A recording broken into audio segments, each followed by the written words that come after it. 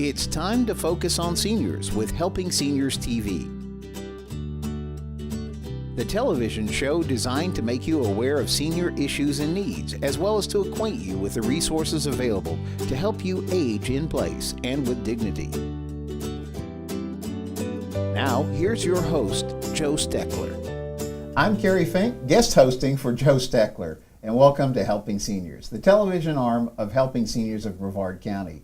Our show is designed to provide you with the information on how to develop your own aging and care plans. And our topic today is stroke a year later. Joining me today as our guest is Joe Steckler himself, president of Helping Seniors of Brevard, and also Chris Marriott, who is physical therapy rehab director of Gentiva Home Health Care. Welcome, gentlemen. It's interesting to be in your seat and have you as the guest. But the topic today is Stroke Show a year after the stroke. And we were just going over the calendar. December 19th, year ago, December 19th, 2013, you had what the doctor said was a very, very serious stroke. Yes. And I remember talking to you at the hospital literally probably 2 weeks after that, and you said, I want to record my recovery and hope that becomes a point of inspiration for people on how you can recover and work through a stroke. And on January 21st, so basically 2 months after that, we were filming together at Health South Sea Pines Hospital, and we were literally taping you as you were doing physical therapy, as you were doing occupational therapy, and as you were also doing speech therapy. And then 1 month after that, February 20th, we were actually recording Helping Seniors television programs there at Health South Sea Pines. And what an amazing recovery it's been. How do you feel a year after the stroke? Actually, I feel pretty good, Kerry. I've noticed that on my left side, I had the stroke on the right side, so it affected my left side. And the only effect I think I really can account to the stroke is I have a little numbness on the left side of my tongue, and if I'm not careful, I will slur some words. So I have to be careful about that. But I've noticed recently, and going up and down steps, that I favor my left side a little bit. I have no problems with arms. I have been in the gym working out, but I had a condition called fibromyalgia along with all this other stuff, and it just really knocked me for a loop for a while. So I'm back now on doing the physical therapy that the Gentiva people put me on, and I'm trying to get my strength and my breathing under better control so I can go back to the gym to work out. But as far as the stroke, I feel that it's extremely important for the patient to be motivated. I was lucky. I think there were a lot of people praying for me, and I think that a combination of prayer, the physical condition that I was in at the time, and for some reason, unexplainable, a major stroke didn't affect me the way it did a lot of other people. And Chris, you and I have talked about this, and you know from your work as a therapist that strokes can go anyway. A huge spectrum of a mini stroke or TIA, which literally comes and goes and really doesn't need any therapy at all, to quite devastating hemiplegic dense stroke, which people can suffer. Yeah. Well, you know, one of the things you said you really had a passion so we could document the recovery process and help people understand, since it's such a prevalent type of situation that can come up suddenly. What remembrances do you have actually of the actual stroke itself, when it was happening? What I remember, that was December 19th, 2013, was my last day of physical therapy by the Gentiva home health therapist. I finished my exercises, I walked her to the door, and I don't remember anything after that until several days later in the hospital. What, in retrospect, my wife came home with 3 of her grandchildren from Virginia.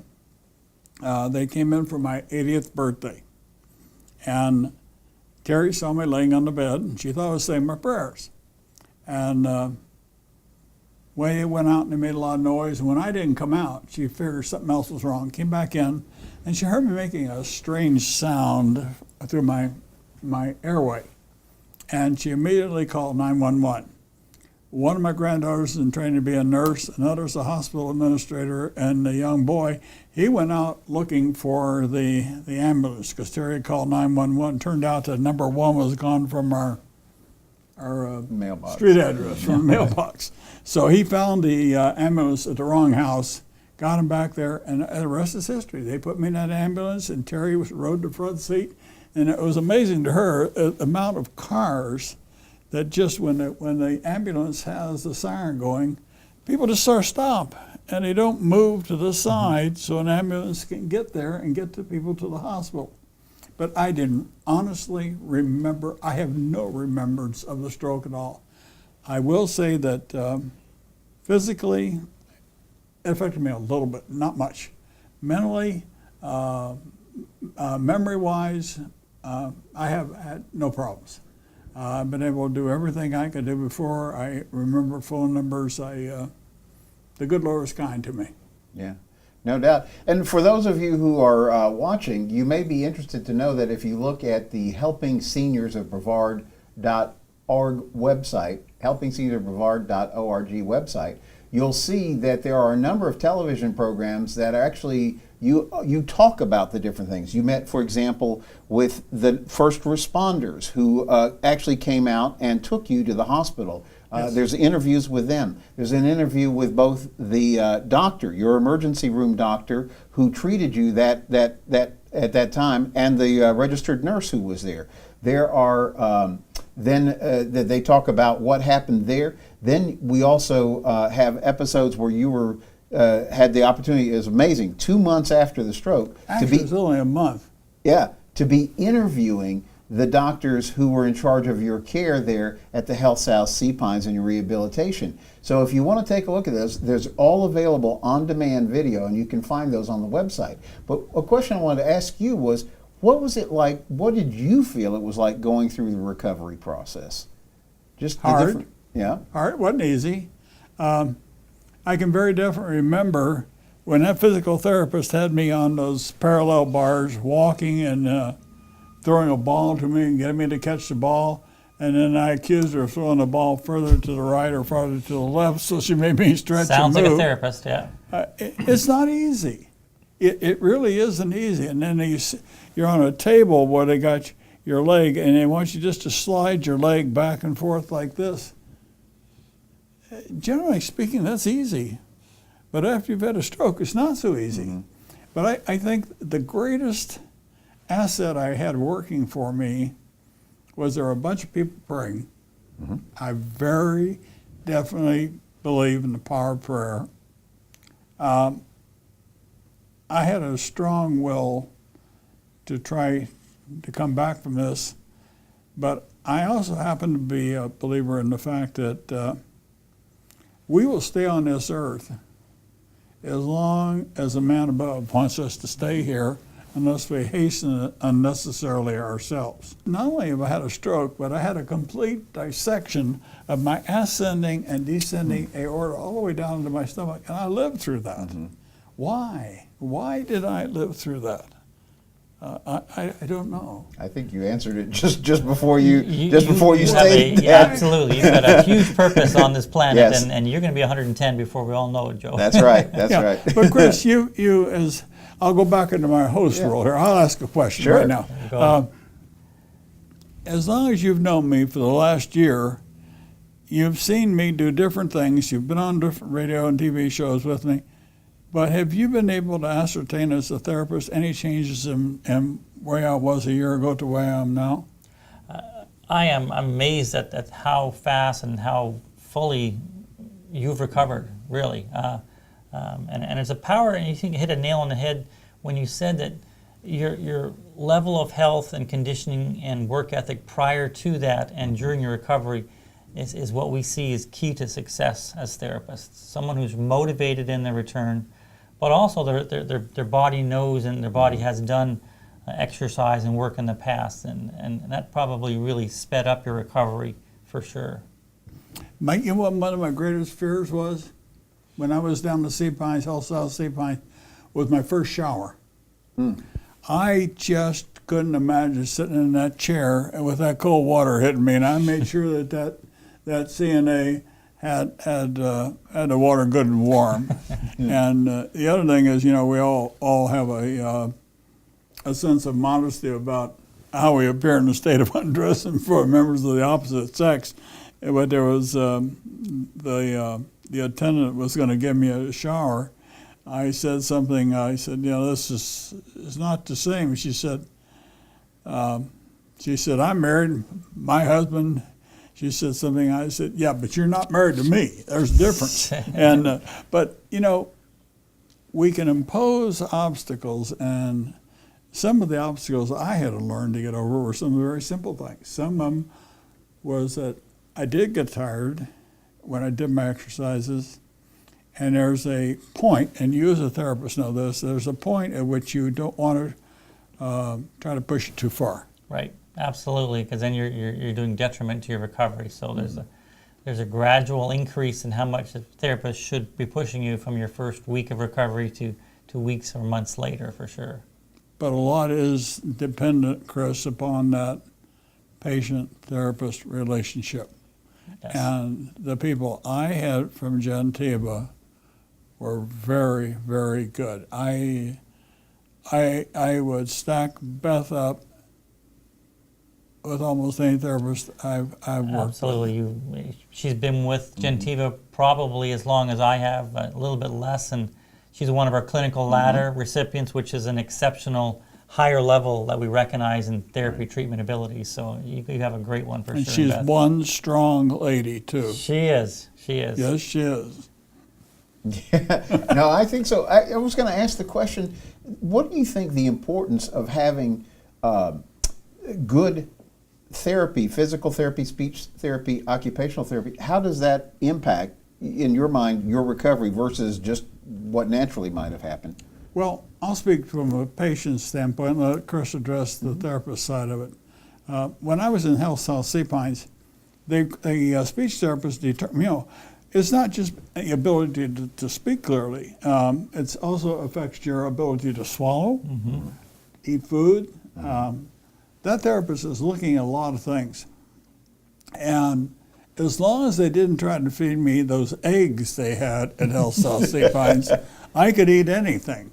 But the eggs were not good, not the way they fixed them. And but they quickly determined that I really didn't need speech therapy, but what they did was they doubled up my physical therapy when I said I didn't need the speech therapy.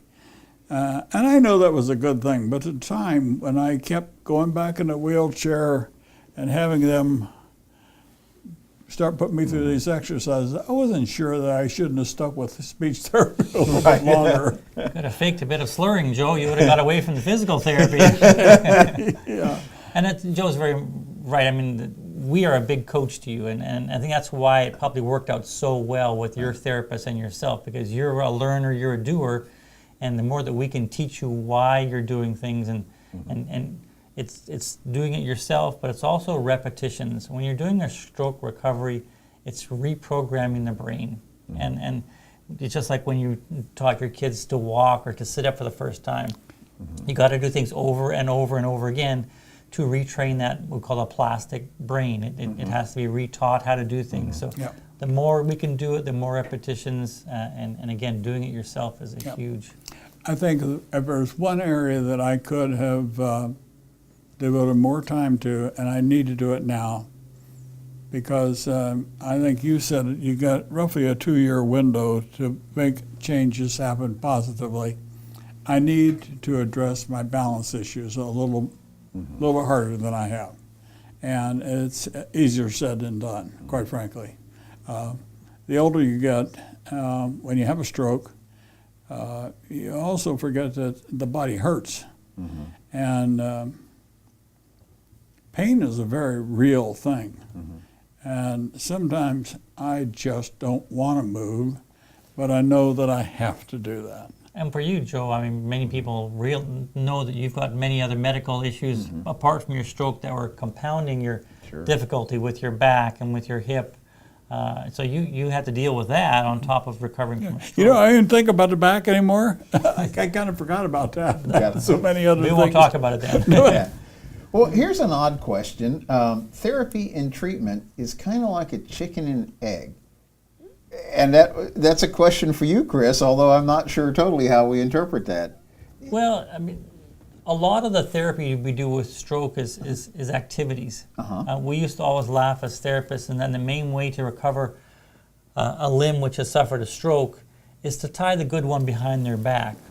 So we purposely try to use it, and we don't want you stabbing your head with a fork or anything like that, but to try to use that injured limb as much as you can. So actual function is actual therapy. So which is, you know, the chicken or the egg, or are you actually trying to use something, or is that part of therapy? And then a lot of what we do is getting the body, again, used to doing repetitive motions and actions and reteaching it. So yeah, my stroke didn't seem to affect my ability to use either my left or right arm. Mine, as I came out of the initial effects of the stroke, mine was sort of an overall thing. My whole body is. How do you account for that, Chris? some of it can be like a coordination versus a weakness. So you may not have noticed any muscle deficits, but just the whole thought process of how to use those muscles has to be retrained as well. So it's a series of conscious actions that in the past you might have subconsciously not even thought about how to use your arms or put things together or put words one after the other. A lot of recovery from stroke is consciously thinking and doing things until they become second nature. I found that getting myself in a right frame of mind mentally was something that helped me do the physical part more easily. I don't know how to explain that. A lot of it is in motivation. A lot of it is knowing that there's still work to be done, and because you can motivate yourself right out of recovery. You can get down on yourself, and a lot of it is that positive thinking that you're putting yourself through this because there's an end goal to be met. So we play coach and cheerleader as a big part of our therapy, and then we give people hope and knowing that this hard work will pay off. The Biggest Loser, that show on the TV, and one of the biggest roles is a motivator, and to give them that extra reason why they need to work through all these difficult times. Yeah. I felt, when you asked me a question about how much did I remember that when I first was told and realized that I'd had a stroke, in thinking about all my previous medical problems, and at the time I was 80 years old, why me? What am I supposed to do with all this mess? And that's when I got the idea that if I could convince the doctors to let me bring that film crew, have you come in, film this stuff, and people could see. And I remember very clearly, they had me on doing one exercise, and I looked right at the camera, and I said, folks, this is me. I did have a stroke, and these are exercises I'm doing, and believe me, they may not look easy to you, but they're not easy to me. Right. I think sometimes we have a hard time putting ourselves in somebody else's position and saying, oh, come on, you can do it. Sometimes it's easy to say you can do something, but it's not so doggone easy to do it. Right. And I think that's where the motivation and having some people in your corner that know what they're doing. I've been with Gentiva for a hip replacement, for recovery from a dissecting or aorta and from stroke. So three major things. Speech, occupational, and physical therapists knew what they were doing. And they were able to encourage me to not only do these exercises when they were at the house, but to do the exercises when they weren't there, which is an extremely important thing to do for anybody that's in kind of a major problem where rehab is ordered. It's not just that you do what they tell you to do, it's you got to do what you know you're supposed to. You can't overdo it, but certainly underdoing it is probably the greatest self-detriment that you can cause yourself. The biggest thing we talk about is compliance with our patients, and how are they following through with what we're teaching them, or do they have a good caregiver or someone that we can teach? All those things are a huge factor in the recovery of any illness. You hit it. The therapist organization is a teaching organization. The patient is the learner, and the faster and the better the patient learns what the teacher is trying to impart to them and does that, the better chances you have are going to recover even more than you would have thought possible, especially from a stroke. And that's probably one of your biggest things is, Joe, is you're a sponge of knowledge. You want to learn about whatever you're doing or going through and then disseminating that information out. So you're learning and really want to know it for your own benefit, but then you're turning it around and helping hundreds and not thousands of other people with what your knowledge is. Well, I watched my mother go through a stroke, and I watched her give up. And I don't think people should give up. When you say give up, it's a strong word. You don't always know what's going through somebody else's mind. So I'll be kind and think about, maybe Mom will tell me someday why she did what she did. Right. She didn't want to go through therapy, and I didn't understand because she was always a fighter. But she was disfigured, and she was paralyzed. So I didn't have that. Right. I was fortunate.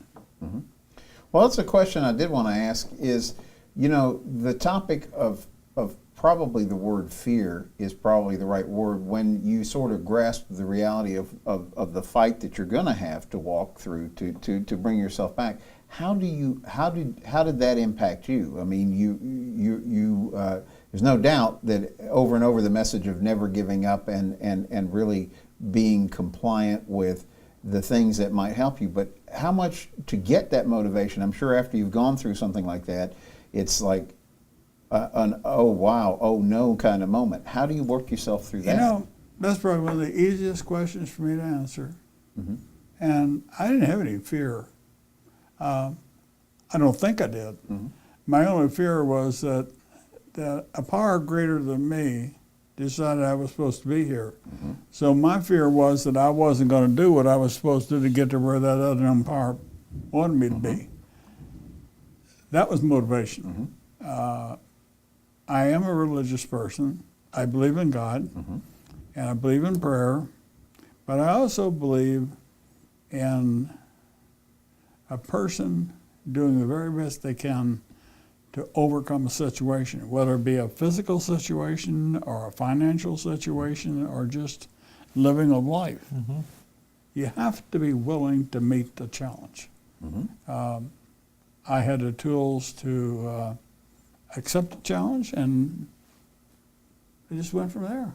I've always thought that God gives you these situations because He knows you can handle it. And people say, "Why me? Why me?" And and because probably you're probably better apt at working through it than maybe some people who couldn't. And I think you're living proof of that from what you've gone through for many medical issues, that you can handle it. And not only that, but make some lemonade out of those lemons that you keep. Absolutely. Chris and Kerry, other people's presence and other people advocating for you and encouraging you, they play a tremendous part in a person's recovery from any kind of adversity.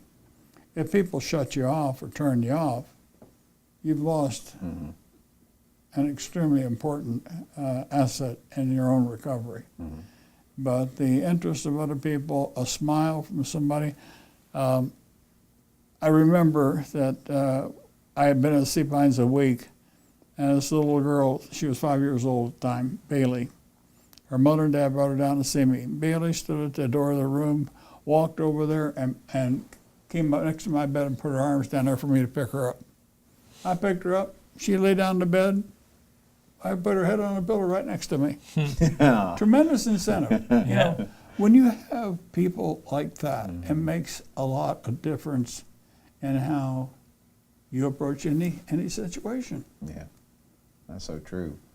We have about a minute left, and maybe as kind of a closing question, Joe, as a person who's not only been blessed to be a survivor, but you've actually thrived on it. You've actually made it your work to be sure that you've lit a pathway for other people who may find themselves in a similar situation, that they don't have to necessarily just go it alone. There's resources that Helping Seniors is putting together that will help people understand, you know, here's the process, here's what you do, here's what can happen, here's how it can turn out. What would you look at the camera and tell somebody, this is my advice for you? I think you have to believe in yourself. I have to think that you have to believe that there is help out there, and you take a combination of the help available and your own determination and the love of your family and friends. Makes all the difference in the world.